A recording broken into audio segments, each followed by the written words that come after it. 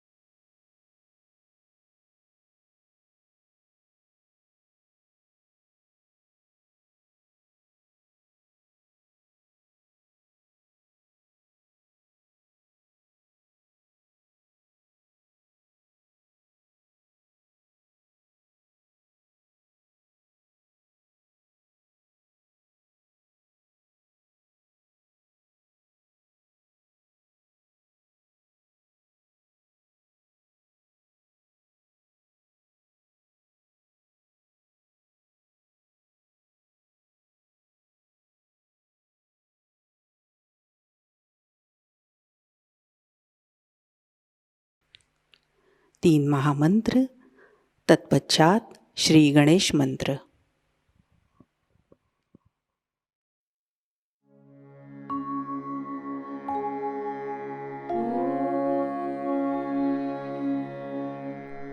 त्वमेव साक्षात् श्री महालक्ष्मी महासरस्वती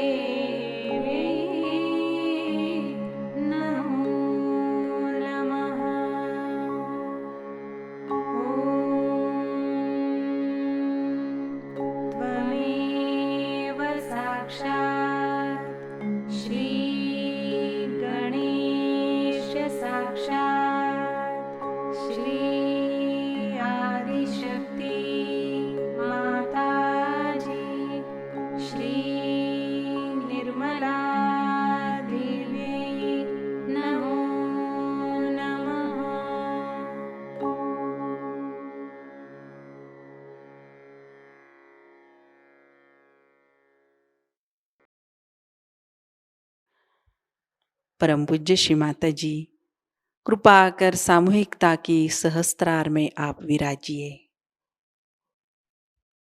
श्री माता जी, हमारा आत्म साक्षात्कार दृढ़ कीजिए। हमारा अहंकार और प्रति अहंकार आपके श्री चरणों में समर्पित है। कृपया आप हमारा समर्पण और कृतज्ञता स्वीकार कीजिए। सहस्त्रार पर अपने चित्त को स्थिर करते हुए कुछ समय ध्यान में बैठते हैं।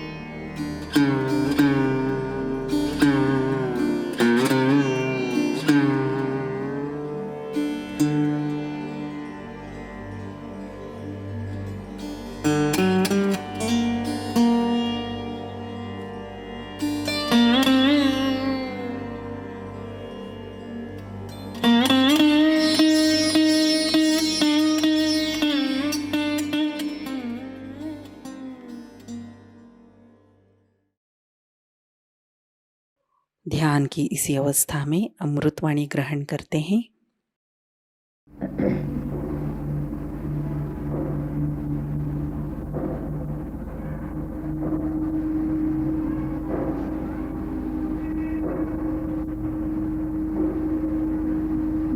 आप में से बहुत से लोग ऐसे हैं कि जो अभी अभी रियलाइज़ हुए हैं, कुछ लोग ऐसे हैं जो थोड़े दिन पहले रियलाइज़ हुए हैं, और कुछ लोग ऐसे हैं जो बहुत पुराने रियलाइज़ हुए हैं, जो कि इस चीज़ को समझ गए हैं कि अपनी चेतना क्या है, वो किस तरह से कार्य प्रवण होती है, किस तरह से कार्य करती है और किस तरह से हम उसको अपनाते जाते हैं। इस तरह से यहाँ 3 तरह के लोग होने के कारण मैं कुछ बातें फिर से दोहरानी पड़ेंगी और बताऊंगी, जिससे आप लोग समझ पाएंगे कि रियलाइजेशन का अर्थ क्या है, कि रियलाइज्ड आदमी में क्या विशेषता होती है। पिछले मर्तबा भी मैंने बहुत सी बातें बताई हैं कि रियलाइज्ड आदमी की क्या विशेषता है, और आगे इसको किस तरह से हमें रियलाइज्ड स्टेट में हमें कैसे रहना चाहिए, इस तरह से 3 इस पर मैं बताऊँ। इतना ज़रूर होना चाहिए कि इस वक्त आपने जो पढ़ा लिखा है, जहाँ पर भी जो कुछ भी पढ़ा हुआ है, उसको अभी भूल जाइए।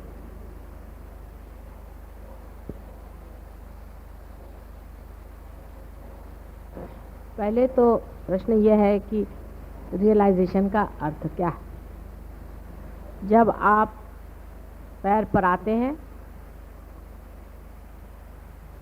तो उसमें से कितने ही लोगों को कहा जाता है कि आप पार नहीं हुए, और कितने ही लोगों को कहा जाता है कि आप पार हो गए। इसका एक तो अर्थ है ही कि रियलाइजेशन का संबंध आपके बाहरी शरीर मन बुद्धि से नहीं है, किंतु किसी आंतरिक चीज़ से है, जो कुछ लोगों को हो जाता है और कुछ लोगों को नहीं होता। रियलाइजेशन में जब आप लोग मेरे पैर पे रहते हैं, उस वक्त जो हाथ में देखते हैं लोग, वो ये देखते हैं कि उनके ऊपर ज़ोर से प्रवाह हाथ में आने लग जाता है, और आपको भी पैर में ऐसा लगने लगता है कि कुछ तो भी पैर में झकझक झकझक जा रहा है। अपनी चारों तरफ मनुष्य के, वातावरण के और सारे संसार की चारों तरफ चैतन्य शक्ति खेल रही, अंदर और बाहर। जैसे कि हर एक पेड़ के अंदर भी चेतना शक्ति है, उसके पत्ते में भी चेतना शक्ति है, उसके मूल में भी है, और उसी तरह से ये सारे भूमंडल पर भी चैतन्य शक्ति का वास है। चारों तरफ जैसे कोई ईथर होता है, इस तरह से ये चैतन्य शक्ति चारों तरफ चल रही है, और अंदर बाहर हर जगह उसका वास है। और वही शक्ति पूरा जो कुछ कार्य जड़ शक्ति का करने का है, करती रहती है। अब ये शक्ति हमारे अंदर कुंडली नामक, इसको कि कुंडली लोग कहते हैं, कुंडलिनी कहते हैं, लेकिन कुंडलिनी एक शब्द है दिया हुआ। हालांकि परमात्मा ने किसी भी चीज़ को अर्थ ही दिया है और शब्द तो दिया नहीं है, जैसे किसी का नाम दिया नहीं, पर मानव ने दिया हुआ नाम इसका कुंडलिनी। कुंडलिनी नाम की शक्ति, कुंडलिनी नाम की शक्ति हमारे अंदर रीढ़ की हड्डी के नीचे जो त्रिकोणाकार अस्थि है, उसमें स्थित है। उसके बारे में अभी मैं एक आर्टिकल निकालने वाली हूँ मनोशक्ति में, तो आप उसके सारे डिटेल्स पढ़ लीजिएगा, और उसके साइंटिफिक नाम जो कुछ है वो भी आप जान लीजिएगा, और आप में से बहुत से लोग उसको जानते भी। अब आपका चित्त जो है,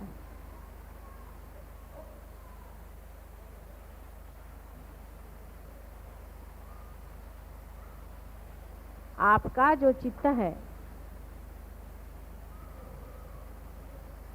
जब आप साधारण मानव रहते हैं तो शरीर, बुद्धि और मन तीनों में रहता है, और आप खोजते रहते हैं उस चीज़ को जिससे आप आनंद पाए।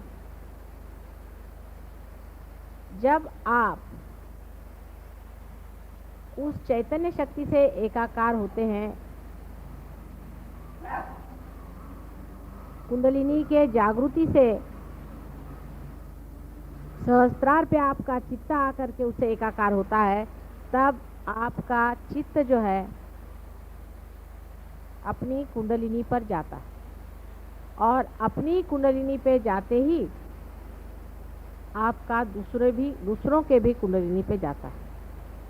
यानी अभी तक आपका चित्त 3 जगह तक जा सकता था, अब एक चौथी जगह जाता है जो निराकार शक्ति है, और उसमें जाते ही आप विचारों से परे उठ करके और इस मन, बुद्धि और शरीर तीनों को देखने लगते हैं साक्षी स्वरूप होकर।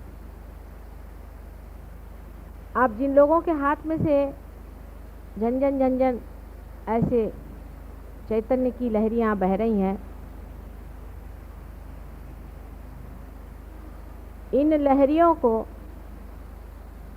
हम लोग इतने सहज में पा गए हैं कि हम जानते नहीं कि कितनी बड़ी चीज़ हमें मिल गई। पहला तो सबसे बड़ा जो प्रॉब्लम है वो कि इतनी बड़ी चीज़ इतने सहज में कैसे मिली।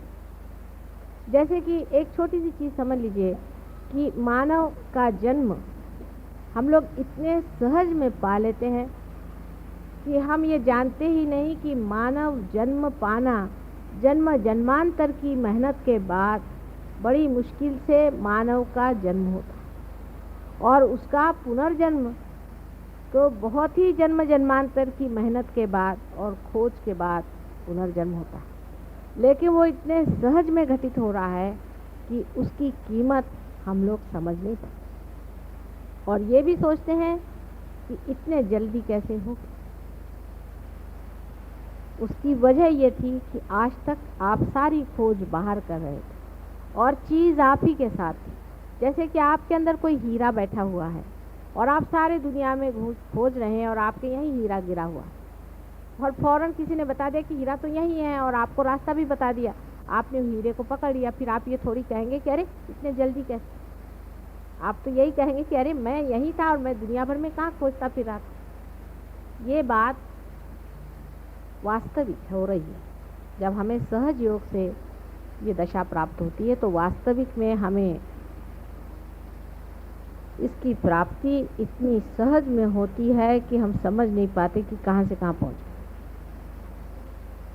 या ये कहिए कि आधुनिक युग में जिस तरह से आप एकदम से चंद्रमा पे पहुँच जाते हैं, पता भी नहीं चलता। आप अगर चंद्रमा में एक क्षण में अगर पहुँच सके, ऐसी कोई व्यवस्था हो जाए तो आप हो सकता है कि आप ऐसे ही महसूस करेंगे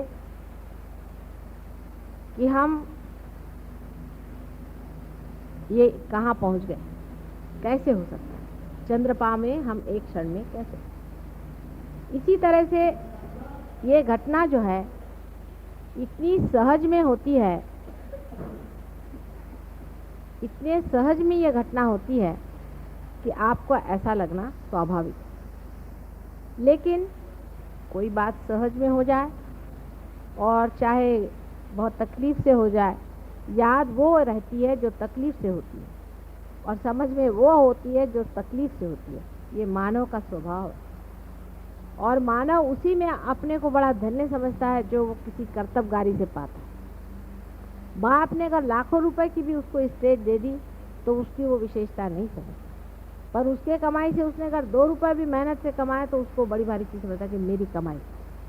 ये उसके अहंकार का लक्षण है, ये उसके अहंकार की तृप्ति है। लेकिन सहयोग में तो अहंकार ही जब टूटता है तब फिर अहंकार से कोई चीज़ पाने की तो बात ही नहीं। इसलिए अहंकार जो है वो अतृप्त रह करके इस तरह की शंकाएं अंदर उठाता है कि ऐसे सहज में क्यों। अब अपने रियलाइजेशन की जो तरीके और जो होता है, जैसे जैसे रीति से वो होता है, ये सब आप मुझसे बहुतों ने देखा। तो किताबों में अब हर एक किताब में एक नया तरीका पाएगा कि जब आत्म साक्षात्कार होता है तो ऐसे हो जाता है, वैसा हो जाता है, ये हो जाता है। अब इसमें से कितने लोग पार हैं और कितने नहीं हैं, एक परमात्मा ही जानता है। लेकिन आप में से जो लोग पार हुए हैं और धीरे धीरे आपने अपनी गति ऊपर की है, आप लोग जानते हैं कि आदमी जब पहले पार होता है तो सिर्फ उसका सहस्त्रार टूटता है और वो एकाकार होता है उस चैतन्य से। फिर उसके बाद तो भी वो यहीं रहता है और उसकी दृष्टि अपने और दूसरों के कुंडलिनी पे आ तो जाती है, लेकिन वाइब्रेशंस जो उसके अंदर आ रहे हैं वो कभी कभी एकदम रुक जाते हैं।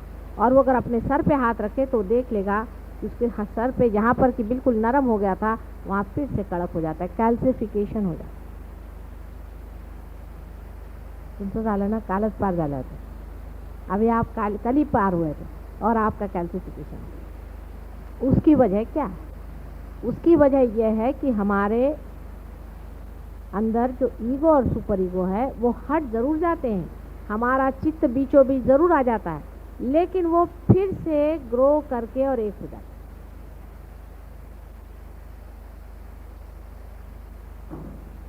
वो फिर से ग्रो करके एक हो जाता है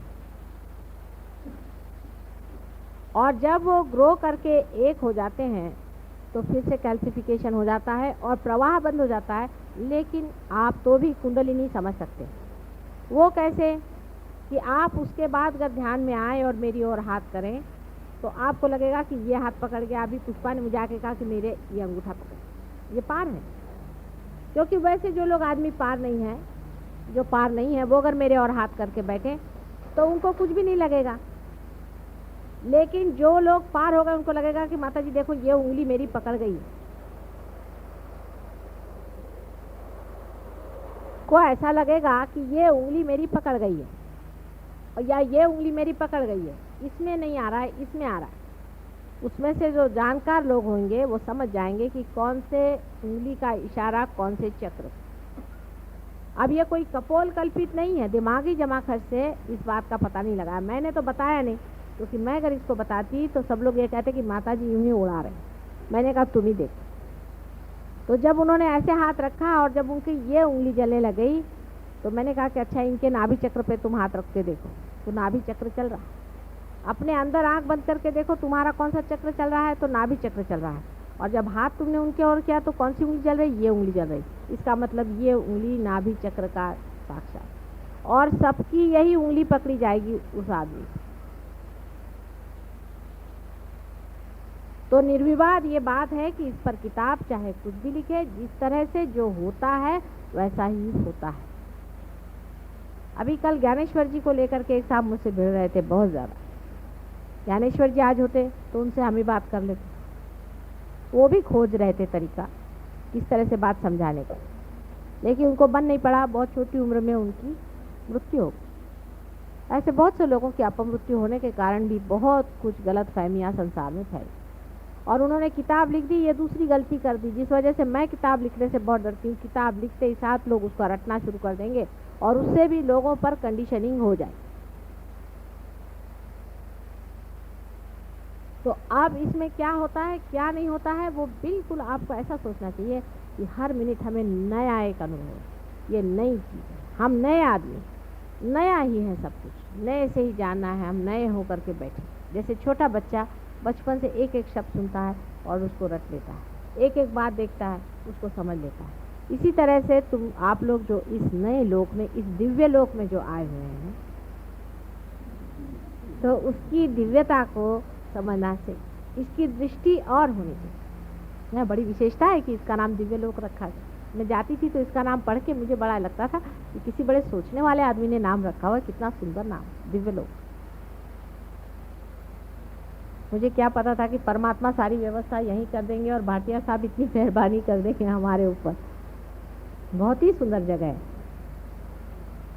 तो जिस दिव्य लोक में आप उतरे हुए हैं उसकी दिव्यता को जानने के लिए आपको सोच लेना चाहिए कि ये सब नवीन है, नावीन्यपूर्ण है। इसमें सारा ही नवीन अनुभव है। कहीं लिखा हुआ घिसा पिटा जो दूसरों ने अनुभव किया है वो नहीं है, हमें जो अनुभव करने का वो है। इसलिए एकदम नया, नूतन, बालक जैसे होता है ऐसे आप एकदम नए स्वरूप में से उतरिए। पहली चीज जरूरी है कि आप इसमें नवीनतम बातों के और ध्यान दें। सब नवीन है। आज तक ऐसा कहीं भी अनुभव किसी ने किया नहीं। इतने जोरों में ये एक्सपेरिमेंट कभी भी सक्सेसफुल कभी भी संसार में नहीं हुआ, क्योंकि मैं भी इस संसार में बहुत बार आ चुकी हूँ और इस कार्य को करने का मैंने बहुत बार प्रयास किया। पहली मर्तबा इस जन्म में ये कार्य सफलीभूत हुआ।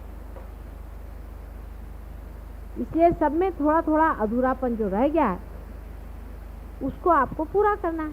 आप उसी अधूरेपन को कंप्लीट करने के लिए आए हुए। किसी को आप गिराने या घटाने नहीं आए, लेकिन उसमें जो कुछ थोड़ा बहुत अधूरापन रह गया है उसको आप पूरा करने के लिए आए।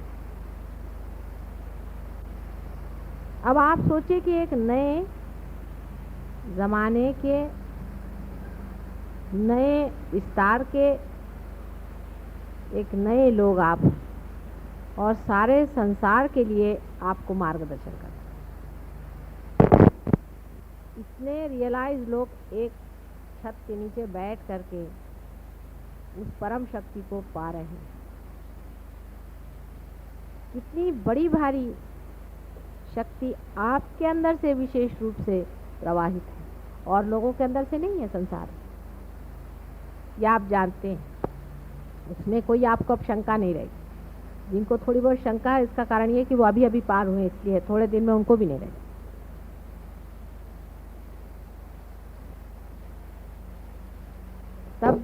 ये ज़रूरी हो जाता है कि आप अपनी विशेषता को समझें। सबसे बड़ी विशेषता आपकी यह है कि आपको एक फोर्थ डायमेंशन आ गया है। कौन सा फोर्थ डायमेंशन आ गया है? आ गया। कौन सा फोर्थ डायमेंशन आ गया? जो चैतन्य शक्ति आपके अंदर प्रवाहित है उसमें आप खड़े हुए हैं। अब आप इसमें से उसमें कैसे जा सकते हैं, ये बड़ा महत्व का पॉइंट है, आप समझिए। अब इसमें आप किस तरह से उसमें उतर सकते हैं, उसमें रह सकते हैं, स्थिर हो सकते हैं, ये बड़ा महत्व का पॉइंट। अब आप देखिए अगर अपने चित्त की ओर, तो आप देखेंगे कि इसमें एक तरह का एक्सपेंशन होता है और ये ऐसे अंदर खिंचता भी है। अपने चित्त की ओर देखिए, अपने चित्त की ओर देखिए, ये ऐसा लगता है जैसे कहीं, जैसे किसी चीज़ पे जाता है और आप चाहे तो उसको हटा सकते हैं। उसका एक्सपेंशन हो रहा है और उसको आप खींच भी सकते हैं। जैसे कि कोई गुब्बारा होता है, या इसको मराठी में फुगा कहते हैं, उसको आप फुगा दीजिए तो वो ऐसे जाएगा और फिर अंदर ही खींचेगा। इसी तरह से आप अपने चित्त की ओर दृष्टि रखें। आपका चित्त जो है वो किसी भी चीज़ की ओर जा भी सकता है और वहाँ से लौट भी आ सकता है। ख्याल करें आप, देखिए हमारा चित्त किसी वस्तु मात्र पे गया। जैसे समझ लीजिए आपका चित्त है कि एक साड़ी पर, अब साड़ी पर गया और आप उससे अपना चित्त खींच सकते हैं। अपना चित्त आप जैसा भी चाहे उसे घटा सकते हैं, बढ़ा सकते हैं और उसको जहाँ तक चाहे उसको पहुँचा सकते हैं। पर आप पूरे समाये हुए बीच में, जैसे एक समुद्र हो, समुद्र में से पानी बढ़ता हुआ हर एक किनारे पर जाता और फिर खींचा, लेकिन वो बीचों बीच समुद्र का सारा उसका अपना वास्तव्य, जो वास्तव्य है, जो इजनेस है, जो होना है, वो अंदर है। और उसका जो रिएक्शन है वो अवेयरनेस है, चेतना।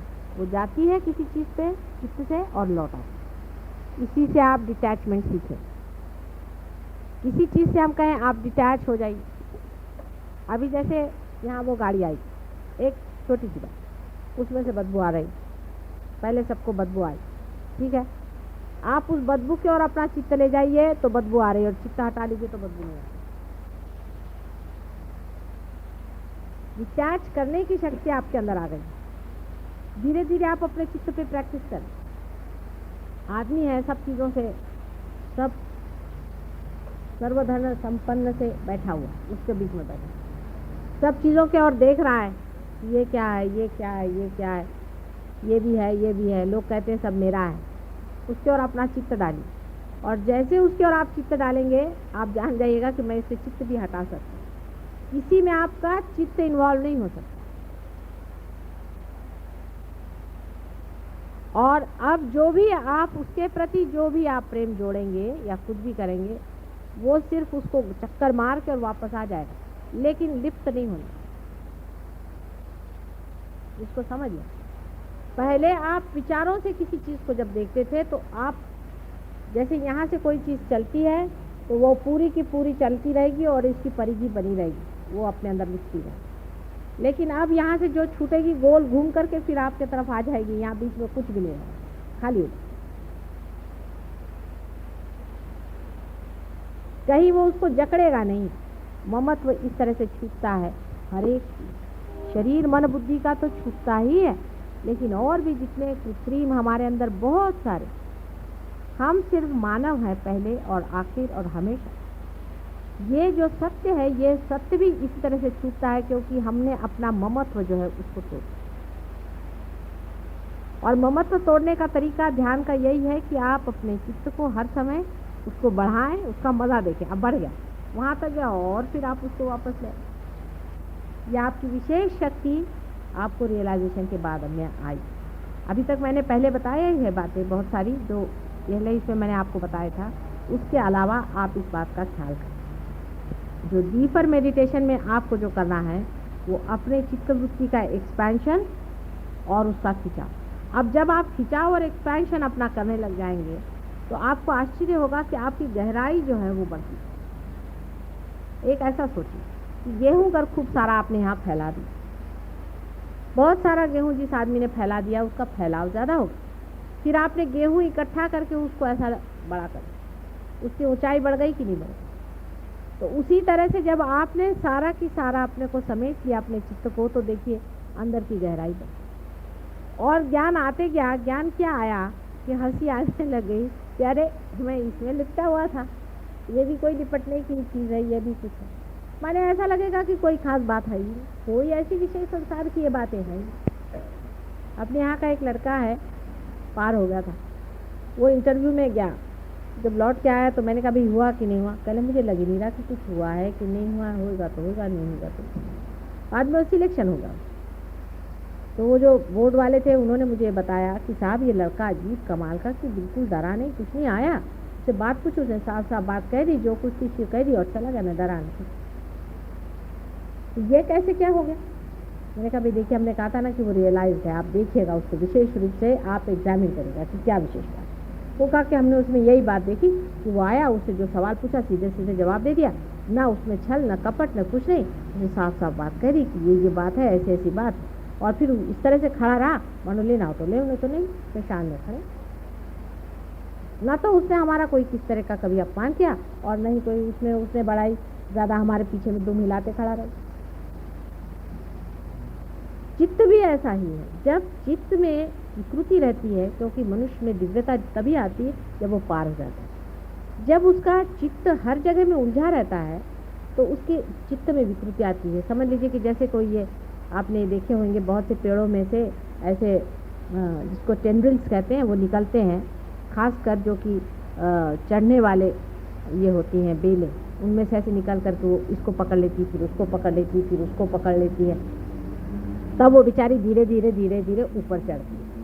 उसी तरह से जो मानव पार नहीं हुआ रहता है, वो भी कभी इसको पकड़ता है, उसको पकड़ता है, इसको पकड़ता है, इस तरह से वो अपने को खड़ा करता है किसी तरह से। कभी तो सोचता है कि अरे मेरे पास पोजीशन नहीं है तो मैं दुनिया में कैसे चलूँगा, अरे मेरे पास पैसा नहीं है तो मैं दुनिया में कैसे चलूँगा, अरे मेरे पास ये नहीं तो मैं दुनिया में कैसे चलूँगा। लेकिन जो पेड़ अपनी तना पे खड़ा हो जाता है वो स्वतंत्रता में अलग से खड़ा है। लेकिन यही बात आपके साथ भी हो रही, आप अपनी तना पे खड़े हैं ही, लेकिन भय के कारण आप अपने अंदर से टेंट्रिकल निकाल करके, टेंड्रिल्स निकाल करके इसको पकड़ रहे हैं, इसको पकड़ रहे हैं, इसको पकड़।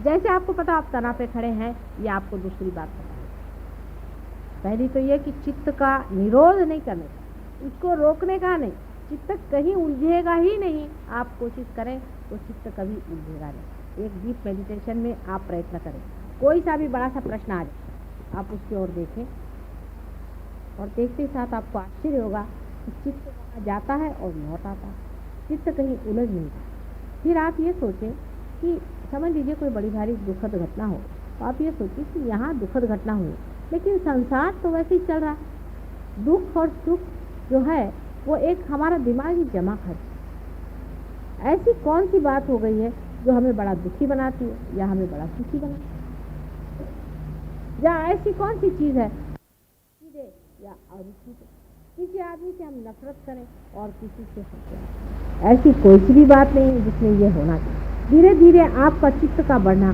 बहुत जोरों में प्रसारित होने लग जाता है, और उसके बाद चित्त जब बिल्कुल सबल हो जाता है, बिल्कुल पूरी तरह से सबल हो जाता है, तब फिर जिसको कि हम लोग देखते हैं, उन्होंने भी देखा कि आपके हाथ वाथ जलते हैं, किसी को हाथ लगाने से हाथ जलते हैं, किसी को कुछ करने से पकड़ जाता है। शुरू में ऐसा होगा और उससे दूर रहना चाहिए, जहाँ तक हो सके एकदम आग भट्टी में मत डालिए। जब लड़की खाना बनाना सीखती है तो पहले एक छोटे से चूल्हे पर थोड़ा सा एक कपड़ा लगा करके धीरे धीरे, फिर उसके बाद जरा उसका हाथ जलना सीख लिया तो फिर वो बड़े चूल्हे पर काम करना शुरू करती है। उसमें भी वो पहले संती लेती है, फिर एक तवा लेती है, फिर उसके ऊपर में वो रोटी सेकती है। उसके बाद जब वो एक्सपर्ट हो जाती है तो हाथी से रोटी बना लेती है, चूल्हे में हाथ डाल करके भी वो ठीक से ऐसे ऐसे कर सकती। उसी तरह से शुरू में आप जिसको हम इविल भी कह रहे हैं, जिसको हम बुरा भी कह रहे हैं, वो भी गिरते। फिर जो इविल करके जो चीज़ है वो आप जहाँ खड़े होंगे वो खुद ही भाग खड़ी हो जाएगी, वहाँ रहेगी, कुछ आप पे असर ही नहीं आने वाला उस चीज़। ये दशा जब आ जाएगी तब फिर माँ का प्रोटेक्शन की क्या ज़रूरत है, आप खुद ही बड़े हो जाएंगे। तब फिर आपको किसी का पकड़ेगा नहीं, किसी का कुछ नहीं, कोई कहीं पर भी कुछ हो आप जाइएगा, आप देखिएगा कुछ नहीं, जो जहाँ पहुँचे वहीं सब भाग रहे हैं, वहाँ खुद ही वो टिकने नहीं वाले। इतनी समर्थता जिस दिन आ जाए उस दिन ये प्रश्न हमेशा के लिए टूट जाए। लेकिन जैसा मैंने उसके लिए कहा था कि उसके दो ही तरीके हैं, एक तो अंदर का मेडिटेशन और एक बाहर का देना। अब अपने आप से हाथ से चीज़ जा रही है। पहले तो कहते हैं कि भाई अच्छा कर्म करो, अच्छा करो बुरा करो, अच्छा और बुरा ये भी मनुष्य का विचार हो जाए। जब कर्म अकर्म हो जाए, माने कर्म की भावना ही नहीं रहे कि हम कर्म कर रहे हैं, जैसे सूर्य की रोशनी है, वो कौन सा कर्म कर रहा है, वो अकर्म में है, लेकिन कर्म तो हो रहा है उसके हाथ। जिस वक्त में पूरी तरह से अकर्मता आ जाए, माने हाथ में से चीज़ बह रही है और हो रहा है, तो जो कुछ भी अपने अंदर कर्म पहले के इकट्ठे हुए हैं, जिसको कहते हैं कि कर्म फल आपको भोगना पड़ेगा। बहुत से लोग बीमार आते हैं, माता जी हमारे कर्म के फल है, आप क्या ले लीजिएगा। हमने कहाँ ले लें, कोई चिंता की बात नहीं। गंगा जी में आए तो धुल जाना ही चाहिए सब चीज़। तो अगर आपके कर्मों के फल, आपके हाथ पैर अगर दुख रहे हैं या कुछ आपको बीमारी हो गई, कुछ तकलीफ हो गई, तो ऐसी कोई बात नहीं, वो तो हम ले ही सकते हैं। लेकिन आपके कर्म शरीर से उठ करके मन में चलेंगे। अब मन में के कर्म कैसे निकलेंगे?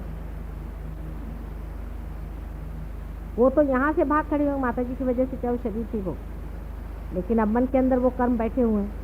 आप पार भी हो गए तो भी अब ये गंदगी निकलेगी कैसे? इसलिए यही कर्म जब आप करते रहेंगे तो अकर्म में ये सब बह जाए, और जितना आप इस जन्म में कर डालेंगे उतना ही कर्म खत्म हो जाएगा।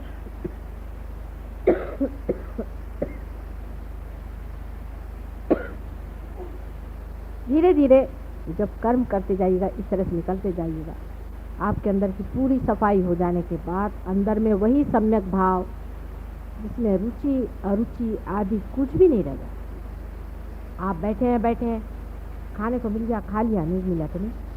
कोई भी आप काम करें, आप एग्जीक्यूटिव हैं, आप कुछ भी दुनिया भर की चीज़ है, आप अपना उसी का काम कर रहे हैं जो परमात्मा का। आप खुद का कोई काम नहीं कर, उसी का काम आपके हाथ से हो रहा है और आपको पता नहीं चला। जैसे सूर्य है वो अपनी रोशनी दे रहा है, चंद्रमा जो है वो सूर्य की रोशनी अपने अंदर लौटा रहा है, ये समुद्र है इसको ये चढ़ रहे हैं, उतर रहे हैं, अपने अंदर से बादल भेज रहे हैं, इनके सब कर्म हो रहे हैं। लेकिन कोई भी ये नहीं सोचता है कि हम कुछ कर रहे हैं।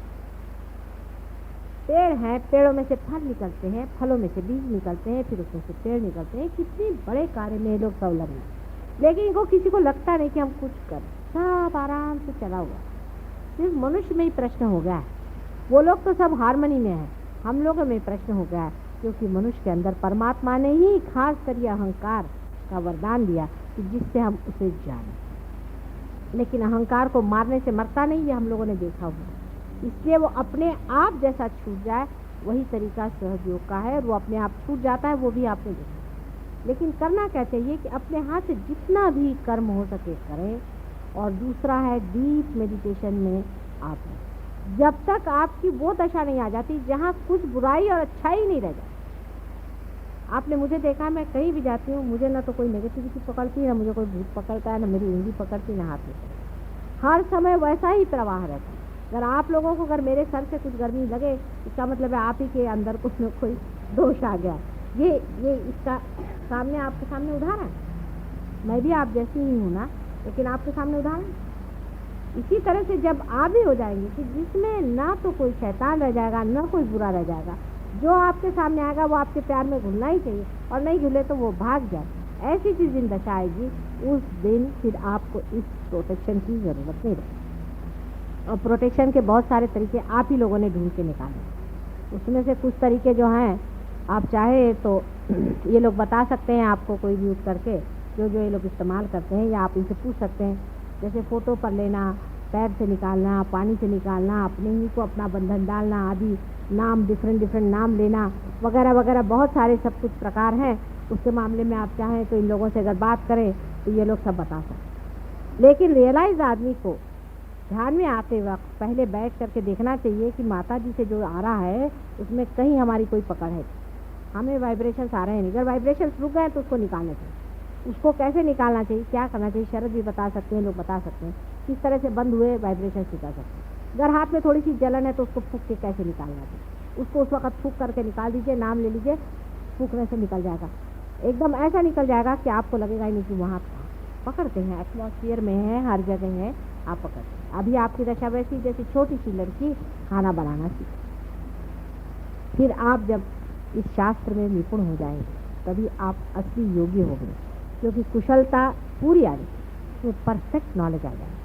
और जब परफेक्ट इसका नॉलेज आ जाता है तो आप ही नॉलेज हो जाते हैं, माने आप कुछ करते कुछ नहीं, वो ऑटोमेटिकली सब मामला अपने आप चलते रहता है।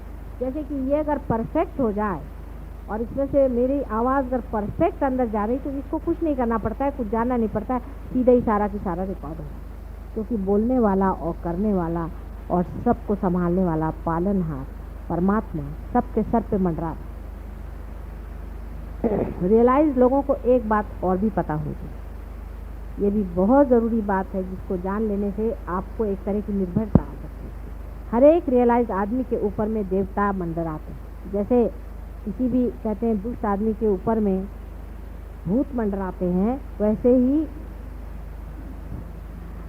बहुत लालायित हैं सारे देवता लोग उन लोगों की मदद करने के लिए जो रियलाइज है, उनको सुगंध आती है और वो बराबर उनके आसपास मंडराते हैं। आप में से जिन लोगों ने इसका अनुभव लिया होगा, अभी वही बता रही थी उस दिन कि उनके देवर पे बाधा थी, उन पे भूत की बाधा थी और 3:30 बजे करीब उनकी तबीयत बहुत ख़राब हो गई और वो लगे चिल्लाने चीखने, बाहर भी आदमी चिल्लाने चीखने लग गया। और उसके बाद में कहने लगी इतनी गंदगी अंदर आई, इतनी बदबू अंदर में आई कि समझ नहीं आप क्या करें। उसके बाद इन लोगों ने नाम लेना शुरू कर दिया और उसको वाइब्रेशन देना शुरू कर दी, और जैसे ही वो ठंडे पड़े वैसे खुशबू आना शुरू हो गई बहुत ज़ोरों में और वो एकदम ठंडे। आपको भी कितनों ही लोगों को ध्यान में पार होने से पहले या बाद में भी बहुत बार सुगंध आती है, तो चैतन्य सुगंध युक्त है, चैतन्य बहुत सुगंध युक्त है और अत्यंत आह्लाददायी है, इसी से आपको सुगंध दिया था। तो जितना कुछ दुर्गंध है वो अपने आप गिर सकता है अगर आप अपनी ध्यान की दशा ठीक है, माने आप अपने को स्थिर कर। इसमें कोई बुरा मानने की बात नहीं। आपने देखा शरद हैं, हम कहते हैं शरद काफ़ी ऊँचे हैं, मोदी हैं बहुत ऊँचे हैं, ये ऊँचे हैं, देवड़े हैं, चंदू भाई हैं, आदि बहुत सारे लोग हैं। आप जानते हैं श्रॉफ साहब भी आगे चले गए, अपने लाल साहब आगे चले गए, बहुत से लोग आगे चले गए, यानी उनके नाम लो तो मेरे ख्याल से कि अधिकतर सभी लोग आगे चले गए। और तो भी सब लोग पकड़ते ही हैं थोड़ा बहुत, किस का नाम ले, सभी लोग थोड़ा थोड़ा पकड़ लेते हैं। शरद ने अभी पकड़ लिया था पूरी तरह से, 3 दिन पहले उन्होंने बहुत बुरी तरह से पकड़ लिया था।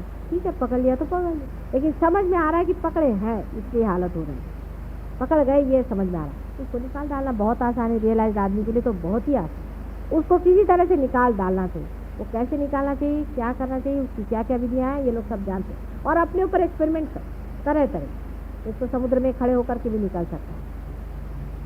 बहुत से पहले रियलाइज लोग जाके पानी में बैठ जाते, सच्ची बात, क्योंकि बेचारे इतने परेशान होते थे, उनकी उंगलियां जलने लगती थी। तो यहाँ गगन बावड़ा महाराज हैं, तो वो जब पार हो गए तो उसके बाद वो पानी में बैठते उनकी उंगलियां जो जल करके छोटी छोटी हो गई उनमें क्यूरेटिव पावर्स तो आ गए थे, लेकिन उनको ये नहीं मालूम कि उनकी उंगलियां क्यों जल जल के छोटी हो गई। उनकी उंगलियां जल जल के इसलिए छोटी हो गई क्योंकि आप जानते हैं आपके भी हाथ जलते रहते हैं। अब बेचारों को पता ही नहीं था, मुंबई शहर में वो बातें ही नहीं आती, क्योंकि मुंबई शहर में इतने हाथ जलते हैं उनके हाथ बहुत ज़्यादा जलते होंगे। अब उनको पता नहीं था कि किस तरह से इसको ठीक करो, तो बेचारे जा कर के वहाँ बैठ गए, विशाल गढ़ा रहती, हाँ वहाँ जाके बैठ गए और वो पानी में बैठे रहते हैं। क्योंकि अब आपको तो कोई बताने वाला है, कोई जानकार समझाने वाला है कि हाथ जल रहे, कोई हर्ज नहीं, इस तरह से निकाल डालो, अपने हाथ बचाओ। हमारे देवड़े साहब के हाथ 2-4 लोगों से ऐसे बुरी तरह से जले थे कि वो तो किसी किसी को देख के बिल्कुल नर्वस हो जाते हैं। माता जी इनसे कल वो दाढ़ी वाले जो आए थे उनको देखते साथ उनके दोनों हाथ आकाश में घूमने लगे। तो आप चीज़ को सोच लीजिए कि आपको कोई बताने वाला, समझाने वाला है कि रियलाइजेशन के बाद कितनी डेंजरस रास्ता है, कोई भी आपको पकड़ सकता है। आप बिल्कुल छोटे से बच्चे हैं, बिल्कुल, और ऐसे छोटे से बच्चे बहुत ज़रूरी है अपनी स्थिति जो है उसको संभाले रखें। हमारा तो आप पर सब पे हाथ है ही, हर समय है, और हर समय आपका सबका ख्याल बना और अत्यंत प्रेम है सबके, और बड़ा गौरव भी लगता है और बड़ा आनंद भी आता है कि इतने लोग आज मेरे बेटे हैं, बच्चे हैं। बड़ी गौरव की बात है माँ के लिए और पार में। लेकिन जो पाया हुआ है वो छोटी छोटी चीज़ों पे मत छोड़ो। आप लोगों को सबको इसका अनुभव आया है। कभी आप जादव से पूछे, जादव आपको बताया। अभी पाटिल साहब आए, वो मुझे बता रहे हैं। इधर लेडीज़ में है, कितनी लोग बता सकते हैं कि कैसे कैसे इनको अनुभव आए, कैसे कैसे ठीक करें। मतलब कोई भी प्रॉब्लम हो उसको तो मैं सॉल्व कर सकती हूँ, पर थोड़ा थोड़ा आप भी सीखें, आप भी करें, आप भी सीखें, जानें इस चीज़ को। आप ही डॉक्टर और आप ही दवा, आप ही के हाथ से जाने वाला है, आप ही उसको समझने वाले। उसमें थोड़ी सी कहीं चोट वोट लग भी गई तो माँ बैठी हुई ठीक करने के लिए, कोई चिंता की बात नहीं। ऐसे पहले कहाँ थे लोग? क्योंकि बेचारे अब जो ऐसे लोग पार भी हुए हैं वो तो कहते हैं कहाँ से हम पार हो गए, भगवान बचा रहे। ऐसे ऐसे इसीलिए लोग पहले थे कि पार हो जाते थे तो हाथ में एक चिमटा लेकर बैठते, उनका दोष नहीं था। कोई भी आए उसको तड़ातड़ मारते थे। कोई अगर जलाने वाला आता था जिसकी तरफ से ऐसी गरम गरम भाप आती थी तो उसको लेकर चिमटे से मारते थे, तो उनको चिमटे वाला बाबा कहते थे। हमने अपने बचपन में देखे ऐसे। मैं देख के हैरान हूँ कि जो आए उसको चिमटे से मारे, जिसको देखो उसको। मुझे बड़े प्यार से बुला रहे थे तो मैंने कभी चिमटे उमटे से मार इसके पास कौन जाए? तो उसकी वजह यह है कि इन लोग को बताने वाला और समझाने वाला कोई था ही नहीं। अब आप इतने लोगों की बीमारियाँ ठीक करते हैं, कैंसर जैसी बीमारियाँ आपने ठीक की, इस तरह की सब बीमारियां आप ठीक करते हैं, कितनी ही तरह की बाधाओं को आपने हटा दिया है, इतना आपने कार्य किया हुआ है। ज़रूरी है कि उसमें आपको कुछ न कुछ पकड़ेगा ही लेकिन उसका इलाज, उसका भी दवाखाना है, आपका भी दवाखाना है, और आपको बताने वाला भी बैठा है और सब बारीकी समझाने वाला बैठा है। तो डरने की ऐसी कोई बात? फिर भी अगर आप डरे तो इसका मतलब है कि आप आगे जाने का इस जन्म में नहीं। ये तो रियलाइज लोगों की बात हुई। लेकिन एक और बात हमको समझना चाहिए। बहुत से संत साधु ऐसे हैं जो मर चुके हैं लेकिन वो जन्म नहीं ले पा रहे हैं। कोशिश कर रहे हैं बहुत लोग लेकिन जन्म नहीं ले पाते, क्योंकि उनको वैसा जीव नहीं मिल रहा है या कुछ और प्रश्न है। तो ऐसे संत साधुओं का भी ऐसा विचार बन रहा है कि हमारे बीच में जो लोग कभी भी रियलाइज नहीं हो सकते, ऐसे बहुत से लोग हैं अपने यहाँ जो कभी भी नहीं होंगे, क्योंकि उन्होंने पहले कुछ ऐसे कर्म किए हुए हैं, कुछ ऐसे प्लान सेट किया है, कुछ किया है, इस तरह के इसमें फंसे हुए रहे या कुछ ऐसी बात है। तो वो कहते हैं कि हम इनके अंदर आ जाएं, तो आपको उनके अंदर बाधा सी लगेगी, लेकिन वो लोग कोई नुकसान वाले नहीं, उनसे लड़ने की ज़रूरत नहीं। ये हालांकि बड़े प्योरिटन लोग जो हैं उनको अजीब सी बात लगेगी, माता जी ऐसी बात कैसी कर, उनको छेड़ो नहीं। अगर उनको छेड़ोगे तो ये हो जाएगा कि उनके अंदर भूत भी घुस सकते हैं, क्योंकि अंदर भूत तो घुसे ही हुए हैं। भूत नहीं होंगे तो संत आ जाएंगे, संत आने से अपना कार्य हो। इसलिए बहुत से लोगों पे संत भी उतरे, उनकी बड़ी इच्छा है, उन्होंने ऐसे कहा है मुझसे कि हम चाहते हैं कि हम अपने को लाएं, लेकिन अब हम छोटे बच्चे के रूप में आए तो तुम्हें कैसी मदद होगी। इसलिए बेहतर है कि ऐसे लोग जो तुम्हारे इसमें आते हैं और जो पार होने की हमें दिखाई नहीं देता, ऐसे बहुत से लोग, वो लोग अगर पार भी नहीं हो रहे हैं तो भी आपको उनसे भिड़ने की ज़रूरत है, पर वो आते रहेंगे हमेशा। वो 4 साल आएंगे, नहीं 6 साल आएंगे, वो 10 साल भी आएंगे, कोई है उनसे भिड़ना। आ रहे हैं, बैठने दो, आपको मालूम है पार नहीं है। जो एक बार पार हो गया वो तो पार होता रहेगा, लेकिन जो हुआ ही नहीं पार और डावाडोल चल रहा है उससे भिड़ने की ज़रूरत है। ये आज आपको मैं एक सीक्रेट बताऊँ, उन पर भी संत ही लोग काम करें, क्योंकि बगैर उससे काम नहीं बन रहा। भूत बाधा जो है उसको भगाने के लिए संत ही लोग काम करेंगे, क्योंकि आप लोगों को तो वो दिखाई नहीं देता, आप तो उस परलोक में तो जा नहीं सकते, तो उन्हीं को ये कार्य करने दीजिए। तो वो लोग कहते हैं कि हम आकर के इस पर कार्यान्वित रहेंगे और आपके कार्य को हम बढ़ाएंगे। वो आपको किसी को ठीक नहीं करेंगे, कुछ नहीं करेंगे, पर वो इस तरह का कार्य करेंगे कि वो दूसरों के साथ में, जैसे ऐसे लोग हैं वो ज़्यादा भाषा प्रवण होंगे, वो बोलेंगे लोगों। कुछ समय ध्यान में बैठते हैं।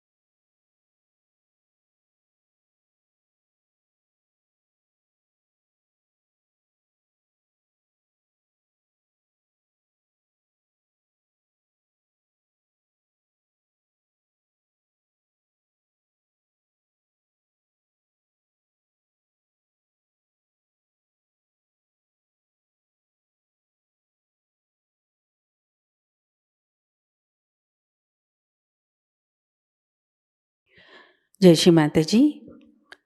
परम पूज्य श्री माता जी के श्री चरणों में हम प्रार्थना अर्पित करते हैं। परम पूज्य श्री माता जी, आज का ध्यान आपके श्री चरणों में समर्पित है। आज की अमृतवाणी में आपने हमें जो ज्ञान प्रदान किया, सामूहिकता आपकी ऋणी है। हमें भौतिक प्रलोभनों से दूर रखिए। हमारे अंदर स्वयं शिस्त प्रस्थापित कीजिए। श्री माता जी, कृपा कर हमें आविर्भाव स्थिति में, अतीत स्थिति में, अकर्म स्थिति में स्थित कीजिए। श्री माता जी, हमारे अंदर संपूर्ण विवेक और समर्पण भाव प्रस्थापित कीजिए। परम पूज्य श्री माता जी, आज के ध्यान में अगर हमसे कोई गलती हुई हो, कृपा कर हमें क्षमा कर दीजिए। हमारी प्रार्थनाओं का स्वीकार कीजिए और हमें आशीर्वादित कीजिए। आपके श्री चरणों पर कोटि कोटि प्रणाम, अनंत कोटि प्रणाम। जय श्री माता जी।